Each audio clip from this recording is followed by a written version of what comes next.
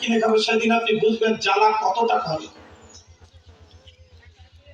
ওই 500 টাকা নিয়ে গিয়ে জুয়া খেলবে, তখন আপনি বুঝবেন যন্ত্রণা কতটা বেশি।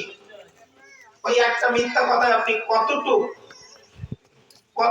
পাউন্ড আপনি বিষ কিনে দিলেন আপনার ছেলেটাকে, মেয়েটাকে। এই যে কলি আগ্রাসন পিতা মাতাকে করলো, যে কথাটি ছিল মা এবং বাবার, ঠাকুরদা ঠাকুরমাকে প্রণাম করো, সকালে ওঠো, ভক্তি দেবীকে প্রণাম করো, সূর্যদেবকে প্রণাম করো, মা সরস্বতীকে প্রণাম করো, তুমি স্কুলে যাও, আবার ফিরে এসো।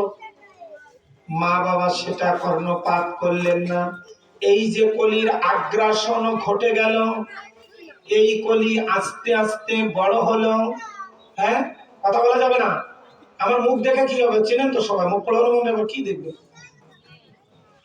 যেমন মাতৃগর্ভে অনিশি অজাগরণে অন্ধঘরে একটা সিন্ধু করেছিলেন বাবা মা, যে সিন্ধুতে বিন্দু হয়েছিল মাতৃ জঠরে,